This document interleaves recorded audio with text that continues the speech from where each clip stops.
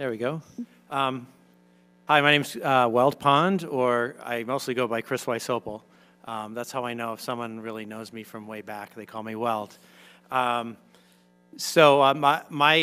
job right now is I'm the CTO and co-founder of CA Veracode. I started Veracode in 2006 with Christian Ryu, also known as Dildog, another LOpht member, and we started it to help make software more secure, and took a lot of the learnings from my early days at the LOpht into doing that. But back in 1998, we were outsiders. We were curious people learning about the systems out there that we used every day, Windows 95. And we wanted to understand how network and technology worked, and we found problems along the way as we explored. So I think the root of being a hacker is exploring, and that's really how we got started. But we found problems, and what do you do when you find a problem, right? The right thing to do is to help other people who have that problem. So we started off thinking we were going to help users. We're going to help users and of technology become aware of these problems. And in course of doing that, we started making the vendors that made the technology pretty upset. And I think that's how we originally got our notoriety, was pointing out really that the emperor had no clothes, that no one was making secure systems back then, and we were discovering really huge gaping holes in the systems that people were using. And we were using our outsider attacker perspective to do that, something that the vendors didn't know how to do. They couldn't be, you can't be a critic of yourself. It's very hard to do that. So that's when we started to realize that this outsider view, adversarial view, critic view was something that was actually absolutely critical to building secure systems. And it had to become part of the way we thought about security. And so we started to move slowly with that perspective, moving to actually start to work with vendors. There was one day Microsoft sent us an email and said, guys, if you don't publish the stuff on BugTrack right away, if you give us time to fix it, we'll fix it, and then you can we'll publish the information once you've put a patch out there. And that really kind of started the whole thing of we can help users and we can help society if we start working with the vendors. But that was a big change for us because we were outsiders. And it took the industry years to come to grips with hackers poking holes in their systems. They would threaten with lawsuits. They would want you to just be quiet. They liked the system of the silent fix, where you told them the problem. They fixed it silently, and they pretended it never happened, right?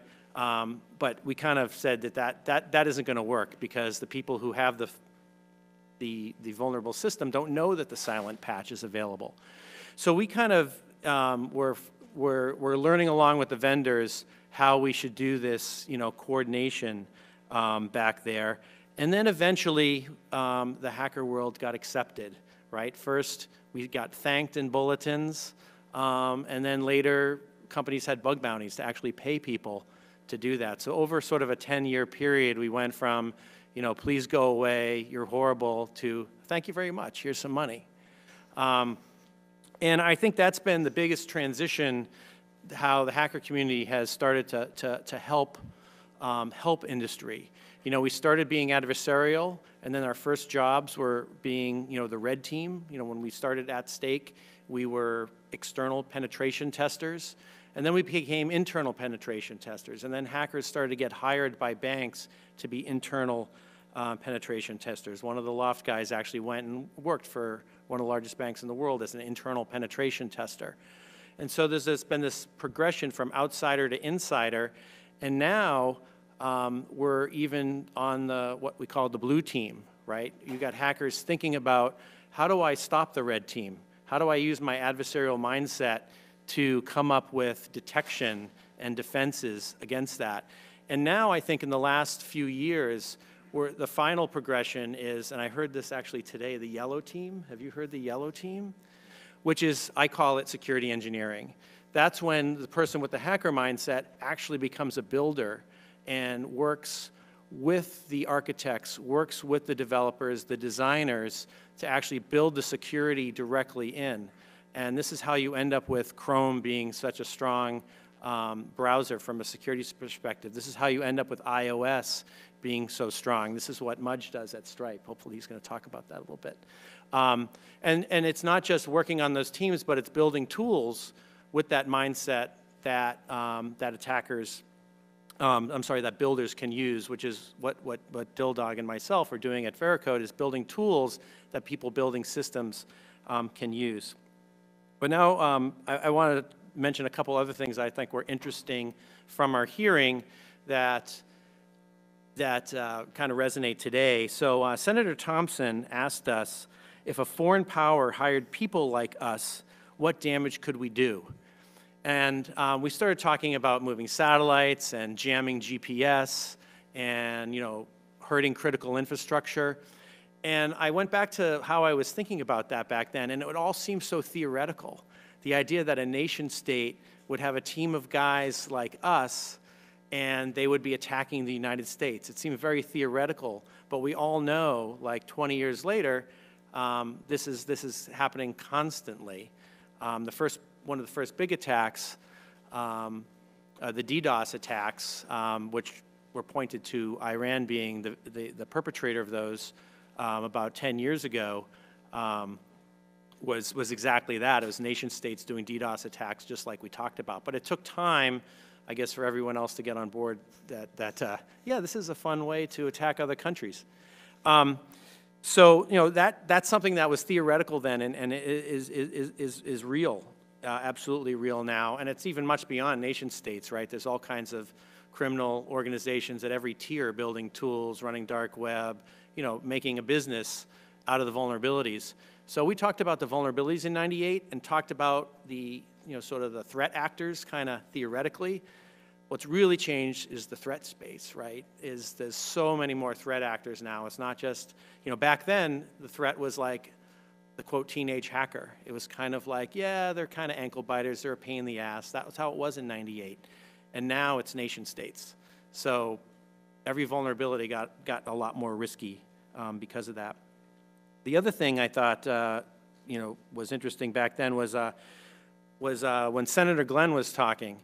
And my favorite part of the testimony, when Senator Glenn looked over to us, he says, "Boys, do you know that I'm a pilot?"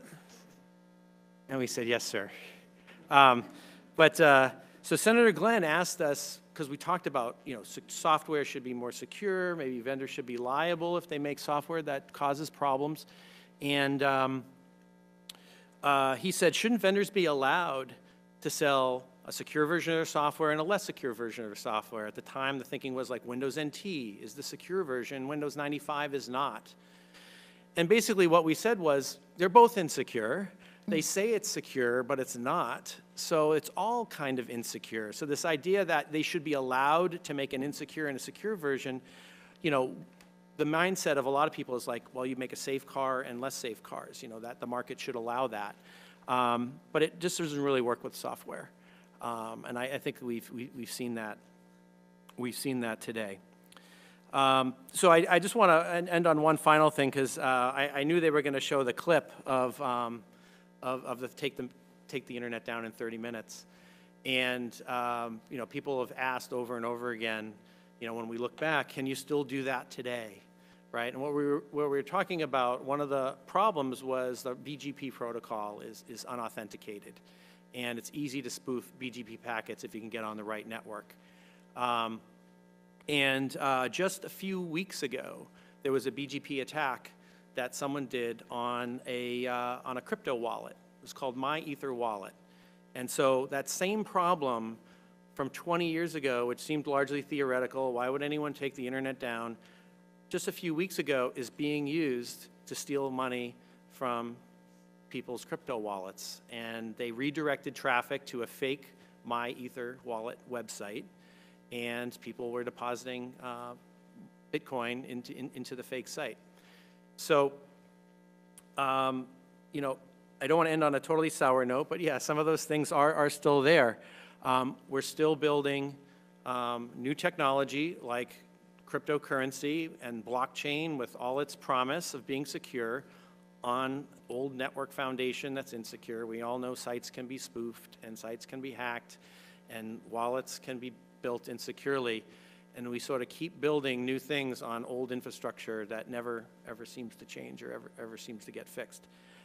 So that's why I feel like my job is not done yet. I don't think anyone up here thinks their job is done yet, and that's why, you know, I'm glad to come here today and hopefully answer some of your questions. Thanks, Weld. And before we move down the line to Mudge, a couple of things struck me about what you just said.